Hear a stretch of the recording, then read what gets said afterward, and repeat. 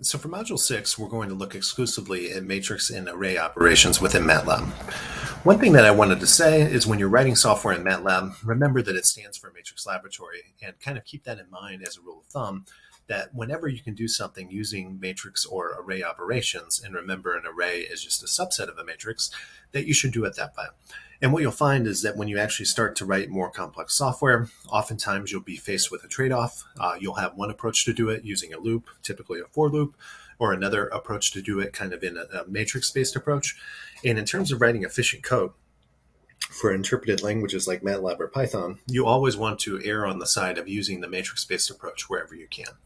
So when you're working with matrices, it's important to know that MATLAB defines two different types of operations that can be done to them. So it's pretty easy to think about why this is, and the way I always keep it in my mind to kind of break the tie and understand why these two classifications are necessary is think about the case where you have like a 2 by 2 matrix and you want to multiply it with another 2 by 2 matrix. One thing you could do is your rules for matrix multiplication that you learned in linear or matrix algebra, where you take inner products of rows and columns in order to follow the rules of matrix multiplication. And of course, you'd want to be able to do that because there's going to be lots of different kind of numerical methods or routines for the programs that we're writing that will require us to use standard matrix operation. However, you can probably think of a scenario in which you'd want to take that 2 by 2 times 2 by 2 matrix and also generate a 2 by 2 matrix, but not according to the rules of matrix multiplication, but rather on a simple element-wise basis, just taking all the elements that match. So for example, the two elements in the 1, 1 position, multiplying them together and creating the element in the 1, 1 position of the product. And that's known as an element by element or element-wise basis or an array operation. So MATLAB, whenever you have an array operation, it's doing something to a single matrix or multiple matrices in the case of like adding and subtracting or multiplying on an element-wise basis. So it's just matching the common elements, it's doing the basic arithmetic, and it's putting that new element in the appropriate place. One thing that you want to know is whenever you're doing something like a power or a multiplication, you will want to use the dot notation. I should have had a dot here just to make sure. So whenever you see a dot in front of an operand within MATLAB, like the power or the multiplication, know that it's telling you that you want to perform that operation on an element-wise basis. And that'll make a little more sense as we move on in this lecture. And matrix operations are just things that follow the rules of linear algebra. So since these are only well-defined for the two operands having certain dimensions, it's a little more picky when you're using matrix-based operations. So when you're doing array-based operations or element-by-element matrices, there's some case in which there's no question what you're trying to do. And usually that occurs when the two matrices that you're trying to operate on are the same size.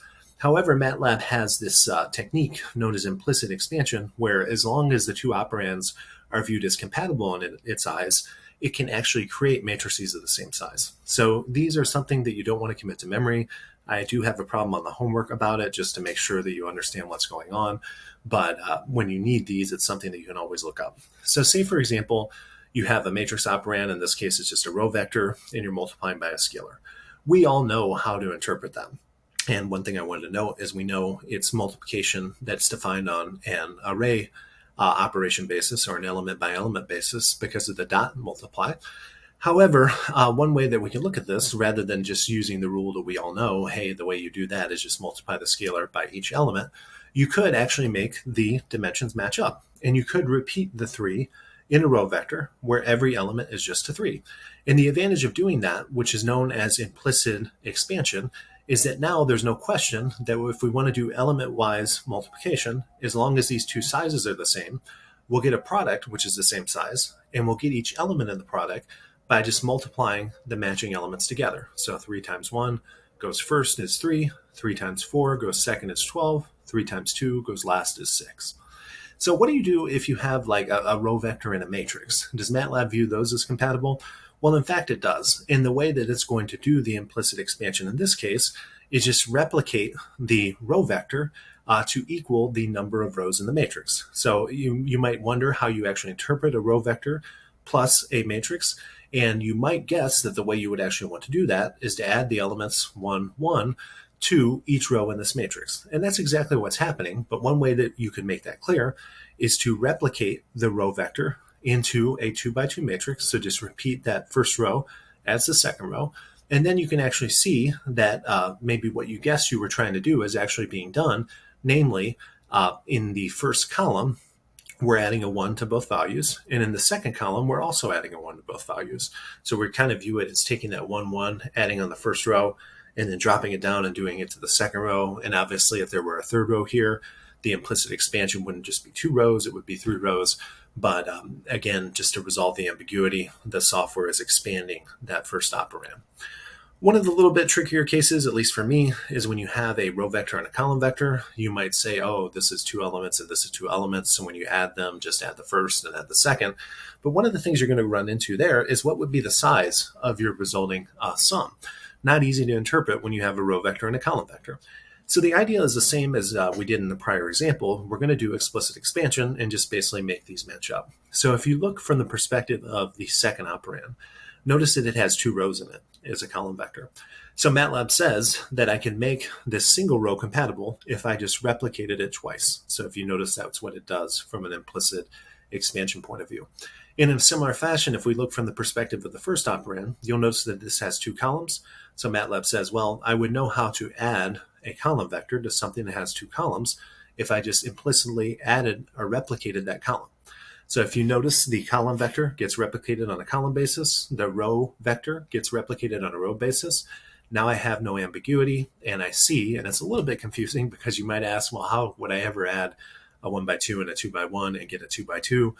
That's just the rule, and in general, the rule has proven to be useful in the majority of programs that would use this type of syntax. So again, not something you would want to memorize for the rest of your career, but just know oftentimes more so to kind of avoid mistakes that you might not tend to want to get, how implicit expansion works for array-based operations. So matrix operations in MATLAB, we're not going to talk about these in too much detail, but if you remember back to lecture 1, we did talk about one key operation from matrix or linear algebra, the idea of matrix multiplication. Namely, we said that if we multiplied a matrix that was some dimensionality of a row times a number of columns, and the second matrix had a row times a number of rows times a number of columns, that this multiplication was well defined as long as these 2 inner dimensions matched. And that's why I'm using the same variable description for these 2.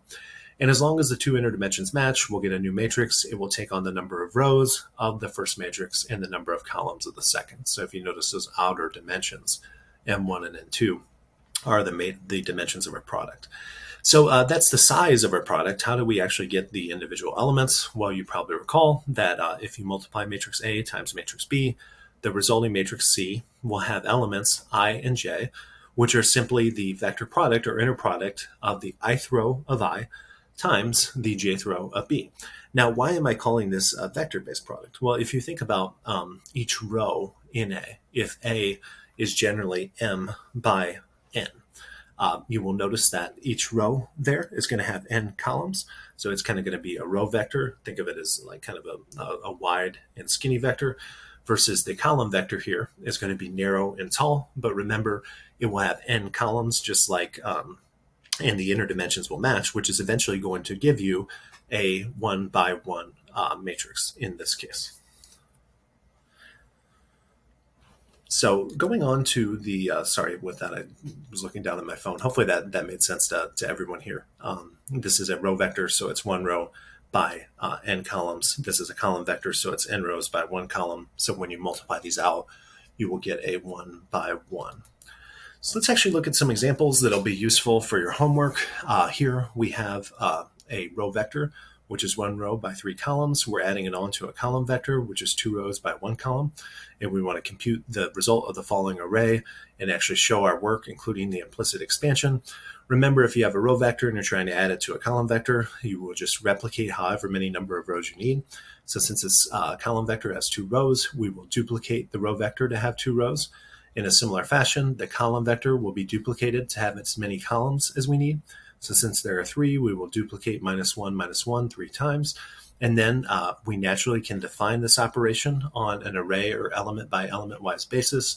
When we have a 2 by 3 plus a 2 by 3, we'll get a 2 by 3. And the way that we will get the result is just to add all the common elements. So 2 gets added to -1, as you see here. 1 gets added to -1, as you see there. 2 gets added to -1, and so on. And we get this matrix 1, 0, 1 in the first row, and 101 in the second row. And you can kind of check that out if you want within MATLAB. So it is 212. And we'll call that A for our first operand, which is a row vector. I think I had B as -1, -1 column vector. And the question is, what would be A plus B? And if you execute, notice you get the 2x3 matrix that we got through doing the implicit expansion by hand. So the second that I wanted to show you is how you actually would do the matrix product. So let's actually put this in the software beforehand. I'll call the first one A again. It has first row 1, 3. Use the semicolon to delimit and go to a new row, 2, 4. Don't suppress the output just to see that this matches the form that we wanted, which it does. And I will do the second now, which is first row 2, 3, second row 1, 2, and I'll multiply A, B. I know that that is well defined from a matrix point of view because the number of columns in the first matrix 2 matches the number of rows in the second matrix, so those inner dimensions agree. Notice that if I were to do kind of a dot multiply, it would be defined as well, but it's going to give me a different answer, and that's because it's not following the rules of matrix algebra, it's following the rules of element by element multiplication. So how do we get actually these elements like the 5 in here or the 9 in here? And I have a little bit of a typo I can see, unfortunately. And I'll fix it here in real time just because I'm running a little behind with the lecture today. But you will notice that the first row, in order to get the element 1, 1, I need to take the first row of A times the first column of B. And you notice that's because we take the row number from the first element in the subscript and the column number from the second element of the subscript. So just kind of catching our error there. And this is why it's really, really important to make sure that you're careful here, because it is easy to make mistakes. But when I corrected the first row of being 1, 3, I will now take the 1 times the 2, which will give me 2, and the 3 times the 1, which will give me 3. 2 plus 3 is 5. Correcting the first row to 1, 3 and multiplying by the second column because I want the element in 1, 2 within my product. 1 times 3 is 3. 3 times 2 should be 6. And if I take a 6 plus 3, I will actually get 9 here. And let's check that that is the element in the first row, second column. It in fact is.